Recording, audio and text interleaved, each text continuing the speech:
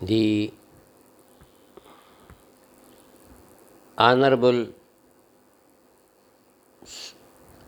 Supreme Court of Pakistan, جو کہ custodian ہے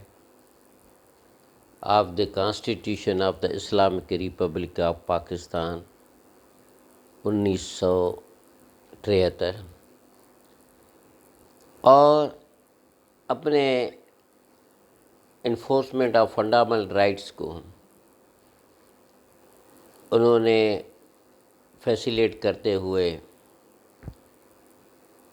نہ صرف لوگوں کو لیگل جسٹس دیا ہے،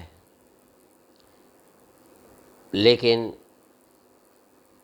لوگوں کو پروٹیکٹ بھی کیا ہے اینڈ سیف گارڈ بھی کیا ہے فرام دی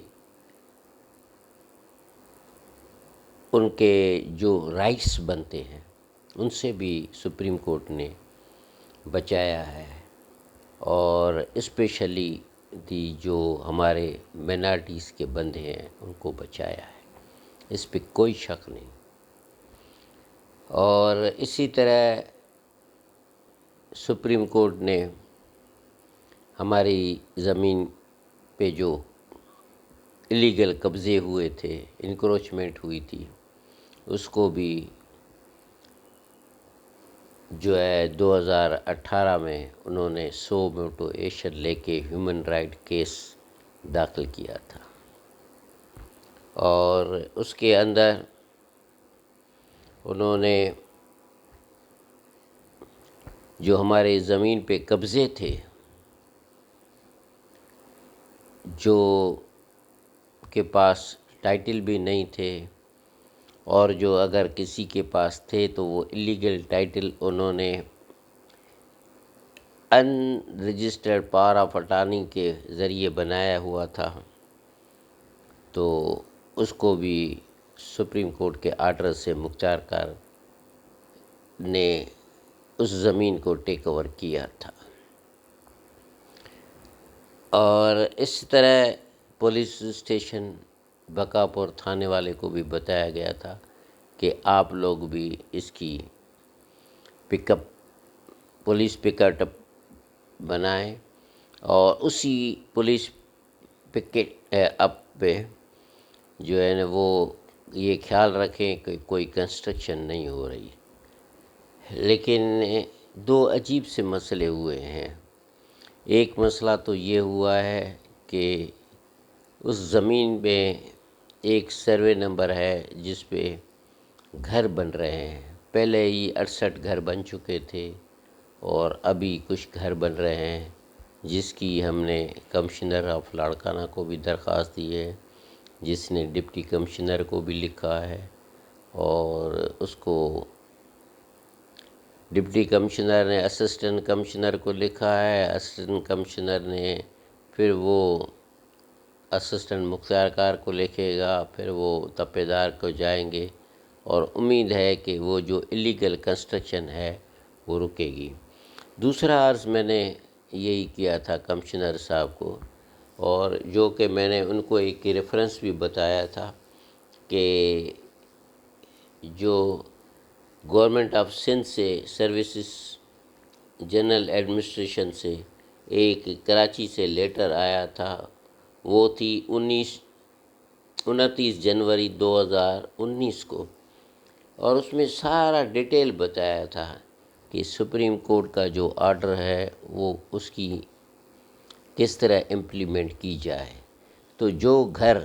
جس پہ کوئی جو سروے نمبر جس پہ کوئی کیس نہیں ہے اور آزاد ہیں ابھی، تو اور جو جس کا مختار کار کے پاس پوزیشن ہے، تو جس کا ٹائٹل ہے پھر اس کو دیا جائے۔ اور میں نے ایسا لیٹر لکھا تھا کمشنر صاحب کو، جو کمشنر صاحب نے ڈپٹی کمشنر کو لیٹر لکھا ہے کہ یہ ڈاکٹر بھگوان داس کی کاپی آتی ہے، اس میں سارا کچھ لکھا ہوا ہے، اور آپ اس کو ٹیک اپ کریں this matter as per law and rules. تو یہ ایڈیشنل کمشنر 2 نے ڈپٹی کمشنر کو لکھا ہے، اور یہ 27 جولائی 2021 کو لیٹر لکھا ہے، لیکن آج تک